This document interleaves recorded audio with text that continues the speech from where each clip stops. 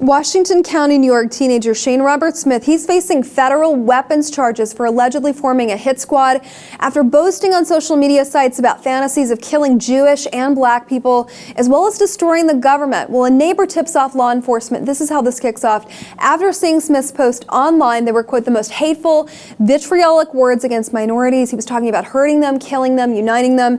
It goes deeper than that. So he's spouting this hate online, and then he takes to a Switzerland-based site where he tries to buy an assault rifle. So law enforcement, the FBI, anti-terrorism unit, they're wise to Smith. They begin monitoring his online activity, and he openly talks about executing minorities. So very shamelessly on these social sites. They're monitoring a site called VK. It's a Russian social media site where he lists his interest as building bombs, weaponry, guerrilla warfare, things that would trouble anyone. But they were able to catch him prior to him actually killing anyone. He's 18 years old. He's facing 10 years as a sentence for that machine gun purchase, and also having a rifle with a silencer, 120 rounds of ammunition. So that plan was in lock and load for him. So that's not a terrorist. That is just unstable individual, a teenager that tried to kill many different minorities and actually was very vocal about it in social media. VK is the equivalent of Facebook in Russia, and one of the things that he wanted to do was to preserve his race and his folk. We often see this. One reservation that we must have is the idea of entrapment. That many of these kids that might be misguided and they're teenagers and their brain is still developing, and they are willing to act on these instincts, but at the same time they found themselves kind of being facilitated by the government and undercover investigations that just set the step for them to fall into.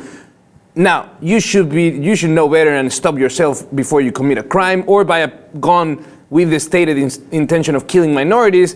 But at the same time, it makes you wonder how many kids around this country. We've seen the cases. Dylan Roof is not too different from this guy. They are putting out the same narrative out there.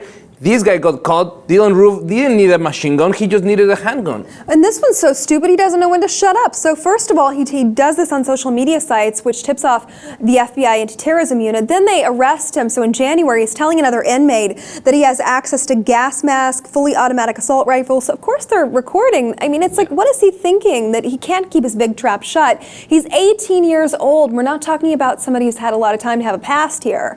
And even the district attorney of Albany, he said he went on Facebook, he was shocked at this kid's age. Nobody could believe he was only 18 years old. It goes to show that many of these kids are a product of their environment. The idea of racism and white supremacy is still well alive in this country, and there's many young people that are trying to keep that idea alive, and in some cases they're so misguided that they think that the only way is to act upon violently and kill. And it's something that we really need to look at the root of it, because it's generations that just pass on this hate. You were saying that it has to be taught at this point, yes, because he doesn't have a lot of history under his belt. We're talking about an 18-year-old high school student. Anyway, another crackpot hate monger taken off the streets, this time before he could actually go through with those plans.